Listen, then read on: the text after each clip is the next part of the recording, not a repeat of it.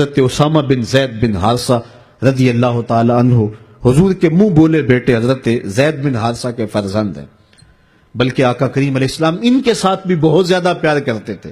ایک دن حضرت اسامہ کی ناک بہہ رہی ہے تو حضور علیہ السلام جو ہے ناک صاف کرنے کے لیے ہاتھ آگے بڑھایا تو حضرت عائشہ رضی اللہ تعالی عنہ نے کہا کہ حضور میں ناک صاف کر دیتی ہوں، تو حضور نے فرمایا عائشہ اسامہ سے میں بھی پیار کرتا ہوں، تو بھی اس سے پیار کیا کر۔ غلام زادوں کے ساتھ محبت کا یہ لہجہ اور الفت کا یہ انداز آپ کو کہیں نہیں ملے گا۔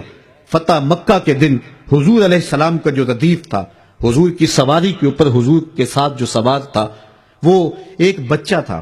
تاریخ سے پوچھی، حضور کا نواسا تھا، جواب نفی میں ملے گا۔ کسی قریشی سردار کا بیٹا تھا، جواب نفی میں ملے گا۔ کسی انصاری سردار کا بیٹا تھا، جواب نفی میں ملے گا۔ وہ کون تھا جو اس اہم دن حضور کے ساتھ حضور کی ناکہ پہ سوار تھا اور خوشی سے اچھلتا تھا، حضور روکتے تھے، آقا کا سر جھکا ہوا تھا؟ تاریخ کا جواب یہ ہے کہ وہ حضور کے منہ بولے بیٹے حضرت زید بن حارثہ کا بیٹا اسامہ بن زید تھا۔ دنیا کو بتایا کہ محمد عربی گروہوں کو اٹھانے آئے ہیں اور غلاموں کو عزت دینے آئے ہیں۔ ایک غلام کو اپنے ساتھ ناکہ پہ بٹھایا ہے اور دوسرے غلام کو کعبہ کی چھت پہ چڑھا دیا، کہا بلال یہاں کھڑے ہو کر کے اذان پڑھو۔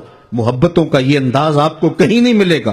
جب اسلام کا نور چمکتا ہے، اجالے پھیلتے ہیں، تو ایک کالے رنگ کا غلام جس کا نام بھی اسود ہے، اسود ویسے بھی کالے کو کہتے ہیں، اس کا نام بھی اسود ہے، حضور کی بارگاہ میں حاضر ہوتا ہے اور کہتا ہے حضور اگر میں اسلام لاؤں تو مجھے کیا ملے گا؟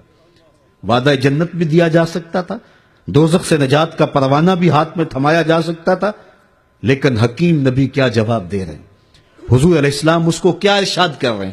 وہ عرب کا سب سے کالے رنگ کا شخص جو ذات کا بھی غلام ہے، کوئی پاس بٹھانے کے لیے تیار بھی نہیں ہے، اسلام کے اجالوں میں، اسلام کی روشنیوں میں زندگی ڈھونڈتا ہوا حضور کی دہلیز تک جب پہنچتا ہے اور پوچھتا ہے حضور اگر میں اسلام لاؤں تو مجھے کیا ملے گا؟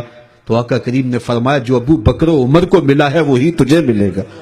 جس صف میں وہ کھڑے ہوتے ہیں اسی صف میں تو کھڑا ہوگا، اور اگر تو پہلے آئے اور وہ بعد میں آ جائیں اور تو پہلی صف میں کھڑا ہو جائے، کوئی طاقت نہیں جو تجھے کھینچ کے پیچھے کر لے۔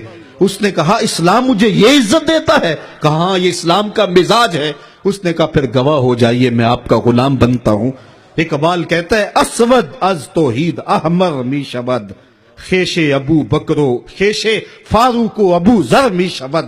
یہ توحید کا فیضان ہے کہ اسود گوری چمڑی والے کے کندھے سے کندھا لگا کے کھڑا ہونے کے قابل ہو جاتا ہے۔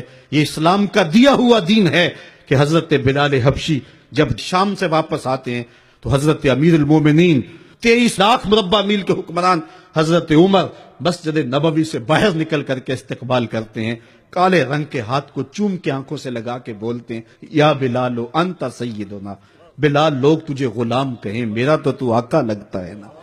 یہ وہ فیضان تھا کہ حضور علیہ السلام نے گرے ہوئوں کو اٹھا کر کے اوج ثریا کی بلندیوں تک پہنچایا۔